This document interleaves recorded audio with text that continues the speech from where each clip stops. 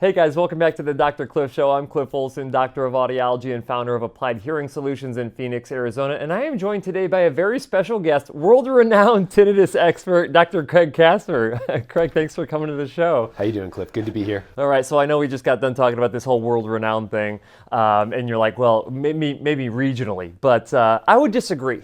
Because I was literally waiting for you to show up on set today. I was watching a video that has hundreds of thousands of views that you gave on YouTube. So like people know you around the world. I don't know if I'm not sure if there's hundreds of thousands of views. Well, maybe hundreds of views. 99 of them were my mom, actually. So very nice. No, very but nice. It's really great to be here. I just flew in literally a couple of hours ago and headed straight here. So I'm really excited to talk to you. This is where all the magic happens, and I'm really psyched to actually be here. Absolutely. So usually if I'm talking about tinnitus, I'm talking with Dr. Rachel Cook about tinnitus, and you guys have been working a lot together. But for anyone who may not know who you are, give us a rundown of a little bit of your background and how you got into tinnitus care. Well, tinnitus has been a part of my life for so many years. Even before I even thought about audiology, I was a musician as a kid growing up. I was a bass player in a punk band, so I had a lot of noise exposure. I have experienced tinnitus myself for many, many years. Not to the point really where it's bothersome, but it really has been a part of kind of my psychological, I've understood tinnitus for many years. I was lucky as a graduate student at the University of Buffalo to work with an auditory neuroscientist, probably one of the top auditory neuroscientists on the planet, focused on noise-induced hearing loss and tinnitus. And that was back in the mid-90s, believe it or not. And he was doing some really, really interesting studies on the brains of people who can control their tinnitus. And that literally blew me away. So I became fascinated with the concept of tinnitus and the neuroscience behind it when I was a graduate student. Fast forward to the past couple of decades, I've worked with tinnitus patients in New York City in my practice. I worked at Columbia Presbyterian Medical Center. I've worked with every tinnitus technology under the sun. And there's never a dull moment. And I think that's why I continue to maintain my interest in tinnitus, because I'm always learning something new. Well, I think that, a lot of people who have tinnitus are relatively disgruntled because they want the cure. They want this one thing that they can do to get rid of the tinnitus, and they feel like no one's working on tinnitus, and it's just like a stagnant area inside of medicine. And it's anything but. Like, I feel like everybody's always trying to find that elusive quote-unquote cure, even if there is no such thing as a cure yet for tinnitus. Yeah, I would agree. It can be very frustrating, especially for us as providers when we work with patients who've been around the block. They go to doctors who basically say, there's nothing you can do, there's nothing medically treatable, you have to learn to live with it, which is probably the worst thing you can tell somebody who has a chronic symptom like tinnitus, which can be massively intrusive and life-altering in many ways. But there is so much going on in the world of tinnitus research, basic research as well as applied research. And the most exciting stuff has been happening over the past few years from a clinical application of a lot of those technologies. So for anybody who's bothered by tinnitus, for someone to say there's nothing you can do, there's so much going on behind the scenes. And a lot of the stuff that we've been working on together, which I'm sure we're going to dive into during the course of this conversation, a lot of exciting stuff going on. For sure. I actually found out that I had tinnitus when I was in the military. I didn't really know what tinnitus was. I didn't even know what that word meant. But when I had a hearing loss diagnosed when I was in the Marine Corps in boot camp, actually, they asked me if I had any ringing or buzzings in my head. And I was like, well, yeah, when I'm in a quiet room, but isn't that what silence sounds like? And so I had this, and once I knew that I had it, I started actually paying attention to it more. And so for a while, it actually really bothered me. And even to this day, I cannot go to sleep in a quiet room without, having a masker on. So like I actually have something called a snooze masker that I'll take and travel with. And so if I'm in a hotel room, like I have to turn that on. Otherwise, I just lay there listening to my ringing all night long. I've had similar experiences, especially when there are times when I'm traveling a lot, and I've been coming back and forth here to Scottsdale over the past year, at least once a month. And my travel schedule is pretty hectic. And when I do not sleep in my own bed at home, there's a higher level of stress, which ultimately will exacerbate my symptom of tinnitus. And I'm the same way. I literally purchased something on Amazon not too long ago, this tiny little portable sound generator, which it's just enough sound for me.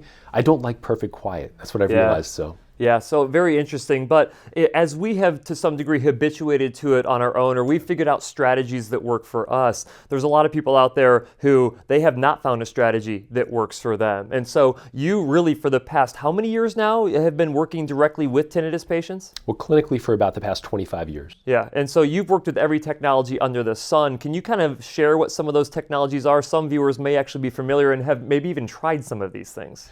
Well, I think if we take a look at some of the earlier technologies, that a lot of audiologists and physicians will still talk about masking, right? Now, masking is a Band-Aid, and it does have value for some patients, but it's not really a long-term solution for most patients. So masking has been around since the beginning of time. If you just have someone who stands next to a running faucet or a waterfall, that's masking essentially. Just having a noise that's louder than your tinnitus, cover it up. But for most people, when you take away that external noise, their tinnitus comes back. Aside from a few select patients that have what's called residual inhibition, which we can get into. Fast forward to Dr. Pavel Jastreboff, and I know you had Dr. Jason Leindecker on your podcast. Jason's a good buddy of both of ours. And Jason has kind of taken the reins of TRT, tinnitus retraining therapy, which has been with us for well over 40 years, which combines tailored sound therapy, similar to a masking noise. It's not as loud as a masking noise. We're typically introducing sound at what's called a mixing point. But that coupled with cognitive behavioral therapy, which we know has a lot of value. So I practiced TRT. I was actually trained under Dr. Jastreboff, and it still serves as the foundation for a lot of the things we do from a tinnitus care perspective. There was a device that came out of Australia not too many years ago called Neuromonics, which actually used music therapy. That was a really effective device. It was interesting because patients with TRT, we were seeing a benefit 80% if you take a look at the research studies.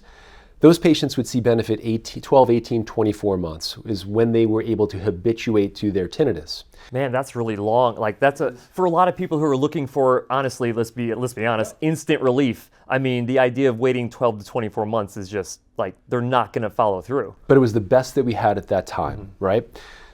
Now you were able to take that 18 to 24 months for a lot of patients and condense it into 8 or 10 months for those patients. So in some cases, even sooner than that, which was a real nice step forward. Then we have what I call kind of the dark ages of tinnitus technology. There's a lot of hokey stuff out there. There's a lot of witch doctoring and stuff that doesn't have any science behind it whatsoever. But we had hearing aids, which are very effective for a lot of patients, but not the answer for everybody necessarily. And then recently we started working with, over the past year and a half, with the first FDA-approved device. I know you've talked a lot about the Lenire device on your podcast, as well as some of your vlogs. Really interesting results have come out of our work with patients with Lenire. Real-world clinical results are matching up with what we're seeing, what the research showed us. Yeah, there's some research coming out, clinical data really from Dr. Emily McMahon, and I know that you've got some really interesting stuff I've seen come out of your clinic. I do want to go back to kind of the hearing aid side of things. I mean, we know that there's a high correlation between hearing loss and tinnitus. The vast majority of people who have tinnitus also have hearing loss. Now, some don't, of course, but can you kind of explain, to someone who may not really understand what tinnitus is or where it comes from, why is there such a big correlation there? So tinnitus and hearing loss are not a one-to-one relationship necessarily, but tinnitus is a symptom of hearing loss for the vast majority of patients. First thing that we need to understand when we're evaluating someone with tinnitus is to make sure that there's no medically treatable underlying cause. And there are a number of different things that can cause tinnitus. For the most part, it is a symptom of hearing loss. So typically what will occur in the auditory system, we have all these tens of thousands of hair cells that exist, and they're basically just the sensory cells. They pick up sound from our environment. Their job is to convert that mechanical sound into an electrical impulse and ultimately transmit it up to the brain, because ultimately it's the brain where we actually hear sound. Just like our eyes are not what we don't see with our eyes, we see with that part of our brain, and every part of our body, the brain is a computer essentially. So when we have some hearing loss or some disruption to those hair cells, it reduces input to the brain. That happens for almost all of us, and that's a direct result of things like genetics, noise exposure, things like high blood pressure, cholesterol, even diabetes. High blood sugars can cause some changes to our hearing over time. And then once that occurs and we have some hearing loss, we reduce the input to the hearing centers of the brain, which ultimately then starts to change in its mapping. That happens for all of us as well. It's called brain plasticity. When we reduce input to the brain literally turns up its internal amplifiers, searching for the sound that it once got. And it's interesting, if you've ever, and you might not have seen this movie, I'll date myself here, but Spinal Tap was a really interesting movie when I was a kid. And the biggest joke in Spinal Tap was the fact that they had the loudest amplifiers on the planet that went up to 11, That's not right. just 10. Well, why not 10? Well, I don't even remember the movie. Because 11's better than 10. 11's more. Yeah. So loudest amplifiers on the planet. But if you take an amplifier and you turn it up full blast with nothing attached, it will actually create a speaker hum. It'll speaker hum. That's essentially what the brain is doing when we have some hearing loss. It has turned up its internal amplifiers and it creates this phantom auditory perception, which we know is tinnitus. So tinnitus in its very purest form is simply a symptom of changes that have happened to the hearing system, hearing loss. And so with hearing aids, I mean, I don't know exactly what the statistics say, but it's probably anywhere between 6 to 7 out of 10 individuals. When you replace the missing sound due to the hearing loss, you can get a perceived reduction in your tinnitus, at least while you're doing the treatment, wearing the hearing aids, basically. Is that correct? Well, hearing aids provide input to the brain, again, which is critical, right, for so many different things. And I'm sure that you've talked about the cognitive issues associated with untreated hearing loss as well.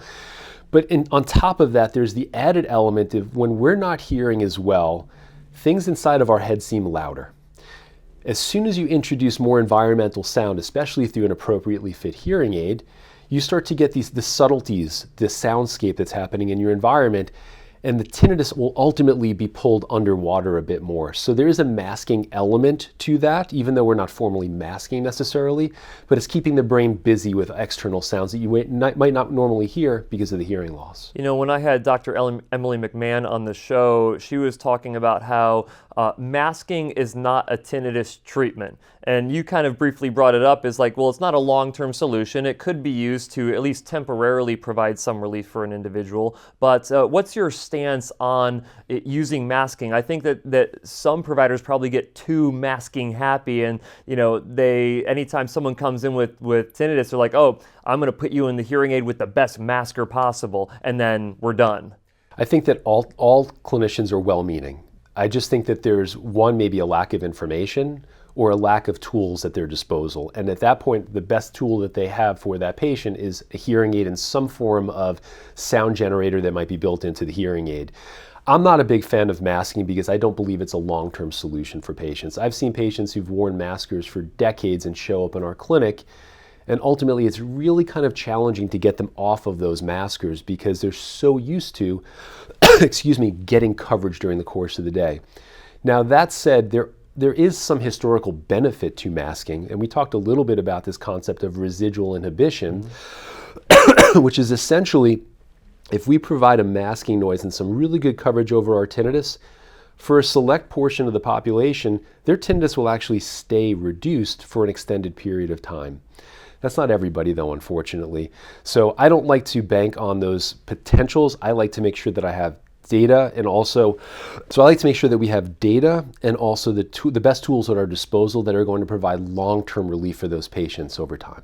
So if, treating the underlying hearing loss, let's say, doesn't help someone, what would the strategies be? I know we've talked a lot about it's the holistic approach that you basically take. And so there's not just usually one thing that you have to focus on with a person. It's usually we have to make sure that we have every single aspect of your lifestyle really included in this. So can you kind of talk to me about the model that you really follow? I love this question because I've always been a believer in a multidisciplinary collaborative approach to care, whether that was with hearing health, whether that was with vestibular balance health, but especially with tinnitus care. Tinnitus is truly a multifaceted type of a symptom, and it can be caused by so many different things, but ultimately we need to look at the whole human. So I like to look at not just the person's hearing, which is a critical foundational data point for me. I like to understand the person's sleep health. Sleep is it's a linchpin in terms of how patients will either progress or not progress through tinnitus treatment. And we can dive into the specifics of all of these, but sleep is critical for me. Movement, and I want to understand exactly how much exercise, if any, a patient is getting, preferably exercise outside. There's a lot of reasons for that as well. The psychology piece is critical here because we know the underlying reason why tinnitus becomes bothersome for patients is not because they hear it necessarily, it's because another part of their brain called the limbic system, the emotional centers of the brain, get roped in. And then it causes this vicious cycle that ultimately we have a very difficult time kind of breaking free of. And then I look at the technology piece last. The last thing that I want patients to think is that there's a silver bullet solution that's one solution that's going to fix all of their problems from a tinnitus perspective. I think that looking at the whole person, their whole body, and even thinking, and I was having this conversation with someone earlier today, is perhaps gut biome is a really interesting thing to look at because we know we have millions of neurons in our gut, secondary to the brain really only. Looking at blood sugars, looking at things like heart rate variability, looking at things like stress levels and anxiety, and all of the metrics surrounding that we've been starting to incorporate into our work with our patients. That's when we can get the data-driven approach to dealing with tinnitus care. Yeah, it's interesting because, speaking with Dr. Cook, when she's talking to her patients, she's not only taking a look at the quantity of sleep, she's looking at the quality of sleep. And it's really hard to determine what the quality of the sleep is if you're not doing some kind of biometric tracking with that. Correct. Most patients think they're sleeping fine. Either they think they're sleeping fine or they say, I have horrible sleep health. And you don't understand what the middle ground is necessarily. But we have the ability to actually measure, and these are tools that are available to most people. We can take a look not just at the hours of sleep that we're in, the hours that we're in bed or the hours that we're asleep, but we're looking at things like deep sleep and REM stages of sleep, which is the dream state. Those two are critical from a physical rehabilitative perspective. That's during the deep stages of sleep. That's when our body physically rejuvenates itself. And the REM stages, those dream states, are when our brain actually cleanses itself and forges long-term memories from all of the stuff that occurred during the course of the day. So if we have patients who are not getting what we believe is about 40 to 50% of total sleep in those stages, they're literally getting out of bed the next day exhausted and stressed, and that is serving as a fuel for their tinnitus perception. So you could theoretically be doing some kind of extremely effective tinnitus treatment, but if you're not also focusing in on the sleep aspect for yourself, you could be helping your tinnitus in one way and then just going right back and harming it again by not getting enough quality sleep. It could completely negate all of your hard work. It's kind of like it's working out every day and then eating fried foods at night. Yeah. So, in terms of, we won't talk about nutrition necessarily, but let's talk about movement because you brought it up. And you say outdoor movement, and I want to know why, because I lived in Illinois for a while. You live in New York. The winter time is quite miserable. Out here in Phoenix, Arizona, the summertime is quite miserable to go outside. So, why is going outside so important to get this movement and exercise in? It's a really important question. When you think about what most of us are doing every single day is we're looking at glowing screens, our computer screens, our phones, our tablets, and we're in boxes for most of the day with artificial light. If you take a look at the neuroscience surrounding the visual system, when we are using our central vision, just looking at a screen, things close up all day long, that is a very stressful way to actually be. That's telling your brain that we're in trouble, essentially. If you picture the gazelle on the savannah running away from the cheetah, they've automatically zoomed in to where they want to run and they're focused. That's stress response. The exact opposite of that is if you picture yourself in a wide open landscape, might be the beach, it might be a canyon, it might be outside riding your mountain bike, you're using more of your peripheral vision at that point. Your peripheral vision is telling your brain and your system that everything's okay. It's more of a down-regulation type of a way to be versus focused on a very narrow field of vision. So one way of using our vision is stress. The other one is rest, digest, relax in many ways. Interesting. Now, where's the psychology component come in, this mindfulness concept? When I was in the Marine Corps, they basically just beat you down until you don't care anymore, right? And make you mentally tough that way. Is that the approach you're talking about from a mindfulness standpoint? No, we're definitely not beating up patients. I think it's really important to understand that I'm a big believer in developing resilience, and you develop resilience by doing hard things. In this particular case, the patient's already dealing with something hard and they're having a difficult time dealing with something hard, so we don't want to challenge their system much more necessarily. When we talk about psychology, there's a lot of research behind kind of the brain elements and the cognitive elements behind tinnitus treatments. If you look at all the position statements in any of the academies that have anything to do with tinnitus, cognitive behavioral therapy is seen as one of the primary recommendations for patients who have tinnitus, and that's because there's science behind it. Now, that can come in many different forms. That can come in the form of counseling one-on-one with patients, which a lot of people might not be up for necessarily, especially your tough soldier guys who are, where I'm a man and I don't need to go see a therapist. That's not an uncommon conversation we have with patients. But we also have what's called digital therapeutics now, which are tested and researched applications on your cell phone, self-guided cognitive behavioral therapy, which have been highly effective in most cases. Even as a supplement, it's really important to have that. What we know is that there's an intimate connection between how our systems are up-regulating and stressing ourselves out when we perceive tinnitus, and if we have the tools to down-regulate our system, our tinnitus becomes less of an issue for us. I even think about one of our colleagues, Jennifer Gans, who's a clinical psychologist in San Francisco, who's created mindfulness-based tinnitus stress reduction.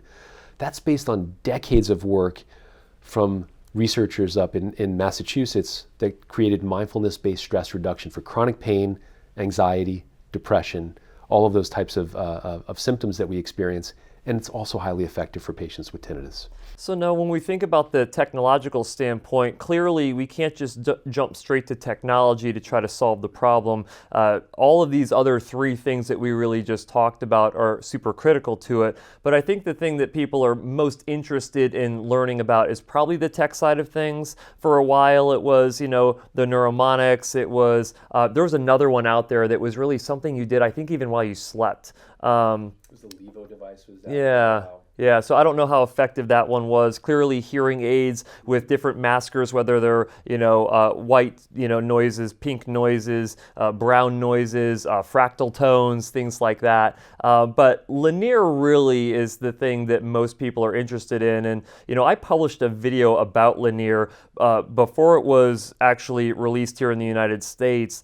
And I think it was just after their TENT-A2 clinical trial that I looked at that data and I'm like, no freaking way. This data is that good. So a little skeptical, but also excited at the same time. But you were one of the few individuals that Neuromod, who developed Lenire, brought out to train you on, and I believe it was Ireland, correct? Correct. So you got to go out to Ireland, they taught you all about their tech, and then you came back to the United States, and you and like 13 others actually were the first in the United States to be able to use this to start collecting data and to see how effective it was. Can you kind of give the viewers some kind of understanding of what that process was really like, really going back to when they contacted you about this? They actually didn't contact me. So I was in contact with Ross O'Neill, who is one of the founders of Neuromod, which is the company that has developed the Lenire device. I was in contact with him probably about 5 or 6 years ago when they first obtained their European approval for Lenire. At the time, Ross said, we're not even sure when or if this is going to make it to the States, but if so, we'll be in touch. And that was basically it. I was lucky enough to be one of the first 13, 14 providers in the US, and it's primarily because they wanted to make sure that they had a solid group of people that were pure tinnitus clinicians to give them the best chance at understanding how best to deliver Lenire to patients in the US. So we were brought over to Ireland. We learned all about the technology. I didn't see it or put hands on it before Ireland, which was literally a couple of weeks before they gained FDA approval in the States, because we were not allowed to touch it beforehand. But we went through extensive training over there, came back. I, like you, am very, very skeptical. All we had were the TENT-A1, TENT-A2 studies and some of the basic research on bimodal neuromodulation leading up to the development of Lenire. But all we had were those studies with the wonderful outcomes that they claimed. Now, because I'm a skeptic at heart, we were collecting our own data, similar to what Emily was doing. Brian Flagger, who's my buddy, I know you had him on the show also. We were all collecting data because we needed to make sure that what was being shown in those first studies, we actually saw in real world. And the results are really, really interesting. And we can get into that. But it took a lot of energy, time, effort to be able to work with the Lenire device because it's not a silver bullet. It is an amazing technology, but it's something that has to be paired with these other things that we're talking about. Can you help someone who's watching understand when we talk about this Lenire device and the technology, like what is it and what does it actually do? You've mentioned bimodal neuromodulation, but from a physical standpoint, what's actually happening here? So patients are fit with a processor. It is a medical device. It's an FDA-approved medical device. It can only be used by one patient. It can never be repurposed. The device is programmed based on the individual's hearing test. So that serves as the foundation for auditory stimuli that's presented through wireless headphones. I always describe it as kind of a waterfall with a symphony of UFOs. It's just random tones all over the place. In parallel, the patient has what's called a tongue tip. It looks kind of like a plastic lollipop, really, that's placed on the top front portion of their tongue. And on that tongue tip, we have a series of little electrodes. It is not electroshock therapy. It basically feels like putting champagne in your mouth and letting it bubble on your tongue. What we're experiencing when we are going through our 2 30-minute sessions with Lenire each day is comfortable music and comfortable sounds. And in parallel, we're feeling little pulses on our tongue. Essentially what the device is doing is it's calming our central nervous system, reducing that activity on the limbic system, and really, patients actually fall asleep during treatment many times. But in parallel, it's stimulating the central nervous system and the auditory pathways to actually elicit plastic changes, meaning changing mapping in the central auditory nervous system. And this has been shown through basic studies with rodents. Now we're believing that's the exact same thing that's happening with humans as well. It's basically accelerating the process of brain plasticity so we can change the way the brain perceives and reacts to tinnitus. It's interesting. It's kind of like biohacking in a way. We're like literally a hacker going into our own brains and restructuring it in a way to where the tinnitus goes away. It makes it more tolerable. Like what are people reporting? Because since you've been treating patients for now, almost 2 years at this point? Correct. Yeah, it's a wide variety in terms of what patients are describing, but what I can tell you for the vast majority of patients, upwards of 83% of our patients within 12 weeks, we're seeing significant reduction in the impact of their tinnitus on their day-to-day life. And what that can mean for some patients is they don't hear their tinnitus for significant windows of time. For other patients, they might notice their tinnitus, but they don't have such a reaction to their tinnitus, so they've habituated faster to their tinnitus. And there are other patients, and we hear this all the time, where we have normal fluctuations where, yeah, there's days when my tinnitus is a little bit more noticeable than others, but I'm sleeping better. When I hear my tinnitus, I'm not paying attention to it as much. I have the ability to conduct quiet activities like reading, which they were not able to do before they started treatment. It's funny, when we're talking about tinnitus so much, I'm starting to hear my tinnitus even more, you know? We're both buzzing right now. Yeah. So now, not everybody is a candidate for Lenire, really. I don't know if I want to say it that way. You know, there's certain contraindications to where someone would not be able to really elicit benefit from using it. And then there's individuals to where their tinnitus might not be bad enough to really justify using the devices. Doesn't mean you couldn't use it. It just means that there's a low likelihood that you would receive benefit. Well, there are some contraindications that have been set forth by the FDA, and there's a handful of them. Things like implantable heart devices, like cardiac devices such as pacemakers, for instance. Patients who have Meniere's disease, which is an inner ear disorder, which traditionally kind of results in fluctuating hearing loss and episodes of vertigo. People who have seizure disorder, chronic pain in the face, chronic sores in the mouth, women who are pregnant.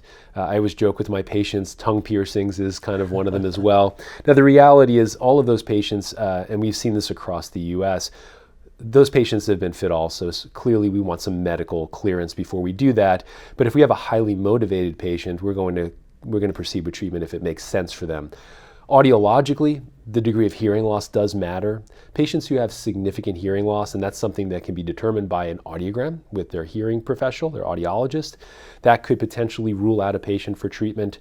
Other things that I like to speak to patients about are psychological readiness as well, because just because their tinnitus is quote unquote bad enough doesn't mean that they're actually ready to start treatment. They have to be fully committed to doing this treatment. It is a minimum of 12 weeks, 2 half-hour sessions a day, and for the vast majority of patients, it's going longer than 12 weeks.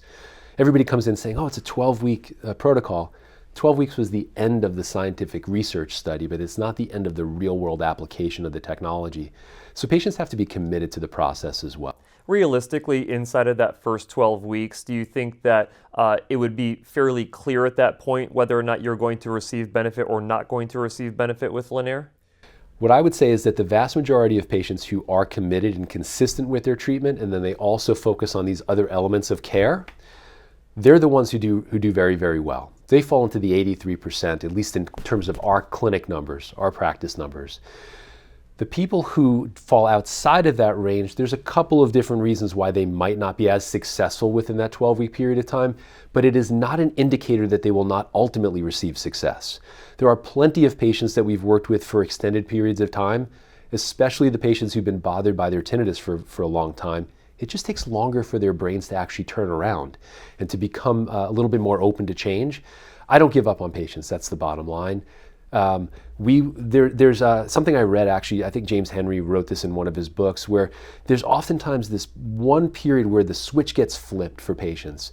You don't know exactly when that's going to occur, but it's really important to keep patients psychologically in the game and then also just keep working with them, educating them, and providing the tools that are necessary. Well, regardless, I think an 83% treatment success rate with any tinnitus treatment at all is absolutely insane. Some of the numbers are higher. If you look at some of the other clinics, and now I'm not sure what Emily's doing up in Alaska or if it has to do with the water on the West Coast. Yeah, because they're upwards of 90%. Yeah, Emily's having great success. I think that there's subtle variability in terms of how patients, how clinicians work with patients. I don't think that we're seeing numbers anywhere between 81 to 90% in terms of success rate. The overall message, the overarching message is that we have a technology that is a massive leap forward in terms of tinnitus care.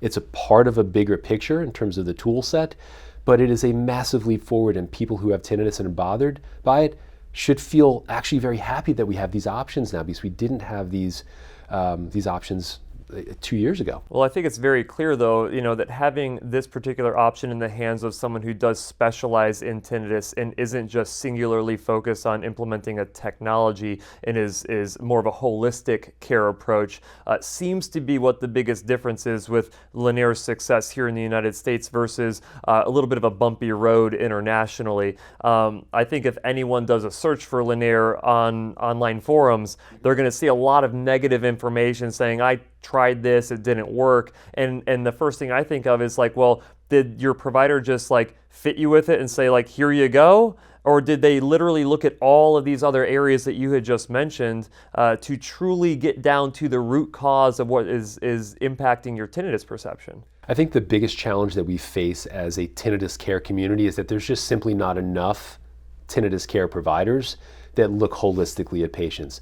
I'm not saying that there's not good clinicians out there, because there are plenty of good clinicians, but we definitely see that there's a lack, for lack of a better word, there's a lack of real solid tinnitus clinicians, and there's deserts across the country and across the globe that don't have anybody who even can give basic information about tinnitus care. Well, that is definitely something that we are actually working on together.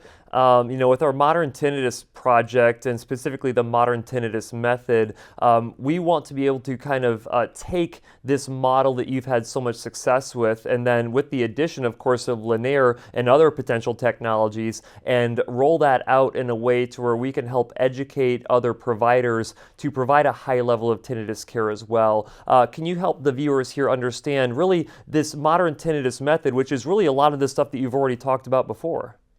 Yeah, it's just building on the things that we've been doing for so many years in my clinic in New York.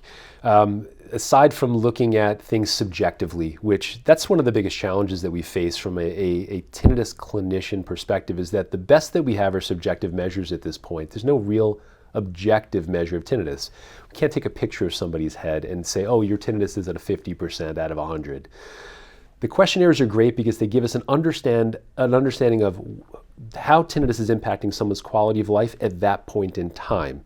But it's only that point in time. What we've started to integrate with this biometric tracking is near real-time understanding of biophysiological markers that ultimately have an impact on somebody's tinnitus. Now, one of the main things we hear from our patients is, I feel like I have no control. I don't have control over my tinnitus, which you're right, you don't necessarily have control over your tinnitus per se, but we're giving patients the ability and giving clinicians the ability to actually look at the variables around their tinnitus that they do have control over. Things like sleep, things like stress levels, movement, heart rate variability, which we know is intimately related to how we deal with stress. We're able to now bring that to clinicians and put that in the hands and train clinicians to be able to use that data to be able to counsel their patients better. And what we're seeing is better outcomes. And patients are actually really fascinated by the data when they're ready to see the data, which is important because not every patient should see the data. That is important because I was actually just on a call earlier today, and the one thing that I didn't like about like the Oura Ring and all of that is that I got too trapped into this idea of what my sleep was like. And it's the same reason why when I'm doing triathlon training, I no longer wear a Garmin watch that I have to track every single thing about it because it ends up just driving me crazy. But I do like to have that information going to my coach who is paying attention to that stuff for me. And that's kind of this relationship that you're starting to develop with this biometric tracking for your tinnitus patients. That's correct. I think it's really important for the clinician to actually have the data so they can appropriately guide and counsel patients around, the variables that we do have control over. All of this stemmed from the fact, and I might have shared this story with you previously, but I've been type 1 diabetic because I had a sudden hearing loss actually it's 25 years ago this month. And ultimately, the steroid had an impact on my pancreas. Long story short, as someone with diabetes, I depend on data. Data really helps drive my decision making in terms of how healthy I am because of the foods I intake, what alcohol does to me, what sleep, stress, etc. The advent and the introduction of something called a continuous glucose monitor really served as the foundation for all this thinking around what we're doing with tinnitus patients, because I was able to provide my endocrinologist with real-time data of what was going on in my body, and she was able to guide me better in terms of making myself healthier. Now we're able to do the same thing with our patients who have tinnitus because of the data that we're collecting. And here's the exciting thing. You've given talks, a ton of talks in front of a ton of different tinnitus providers, and it seems like the thing that a lot of them are really excited about outside of this holistic approach of tinnitus care that you have is really this biometric tracking. What's the response really been like from these other providers? Yeah, it's interesting. So last week I was in Houston and I had probably 3 or 4 different presentations, and it was the ones that were most well received were the ones that were talking about a data-driven practice. In this particular case, initially we were talking about kind of the metrics surrounding how you run a private practice, but we also injected the concept of data-driven patient care for the tinnitus population. And as soon as I told the story, and it was a longer story than what I just told you about the kind of the diabetes element and how that led to the introduction in my mind of this data-driven approach for tinnitus, there was a lot of excitement and there was a lot of oh, interesting, how come we haven't been doing this? How come nobody's thought about this before? A lot of excitement surrounding it, which made me feel really good because this is stuff that's been bubbling in my head and we've been having these conversations for quite some time now is how do we actually bring this out? How do we help other clinicians do what we're doing? And the fact that I had some, they validated the concept. So it felt really good and a lot of excitement surrounding it. Well, I mean, I think even more exciting than the providers being excited, it really should be individuals with tinnitus should be excited because, one thing that I really like about audiology is that we have a lot of data. Running diagnostics, when we're fitting hearing aids, all of that, we can do it based off of objective measurements. And even when we're prescribing the amount of amplification, we can verify that you're receiving very specific amount of amplification for different levels of inputs. We can get very granular with the data. You have data collection inside of hearing aids, but you're right, that did not exist until literally we developed it in a way to where you could actually use objective data points for people with tinnitus to identify, is your tinnitus treatment being effective for you? Are you addressing all these other areas of your life that you need to? And then ultimately the goal would be to get to the point where we can do predictive care. Yeah, that's the exciting thing. And I think we're a ways off from that because that's a big data problem and a big data question at this point. I just want to touch upon something. The underlying reason why we're doing this is because we feel that it is a better way to reach more patients, right? The ultimate goal is to help more patients. The only way that we're going to do that is by actually helping more providers do their jobs better. Very true. Ultimately, the goal, as you said, is once we have the ability to collect data from all of these different millions and millions of data points from different patients, clearly anonymously, all HIPAA compliant stuff, there's no privacy issues there whatsoever. But once we have the ability to get that data and then do the crunching, we can literally see, okay, what modalities were more effective for certain populations perhaps. That's the ultimate dream, is how do we get to the endpoint faster for somebody because we know more about them. Yeah, it's super cool to think about. If I was someone who was really struggling with tinnitus, I'd be excited at this idea that, tinnitus solutions are not tapping spoons on your head. They are not taking these supplements that are over the counter. Like, none of that has been scientifically proven. But a lot of the stuff that you had just mentioned during this session here is all proven by research to be effective and actually has clinical backing behind it.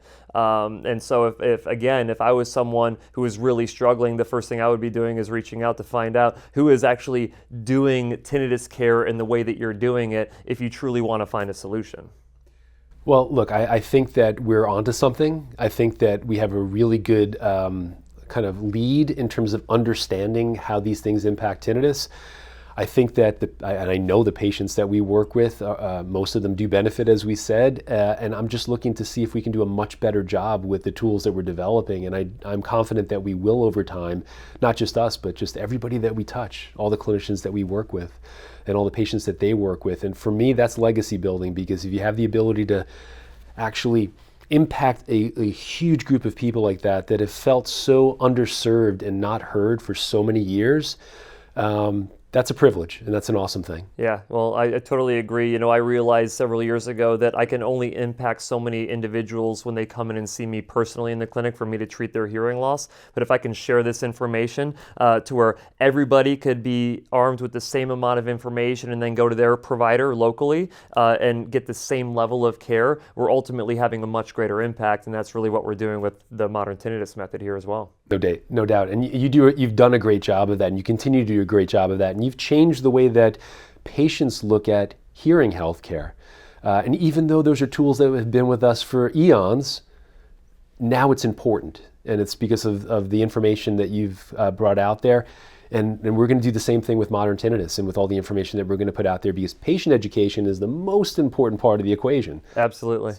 Absolutely, especially with all the information out there that who knows where it's coming from. I mean, there's a lot of, I hate to say misinformation, because like politically in this world, like everyone says that, but when it comes to tinnitus care, like there's a ton of misinformation out there, and really can be harmful to people. So I think it does more harm than good at times. You're right.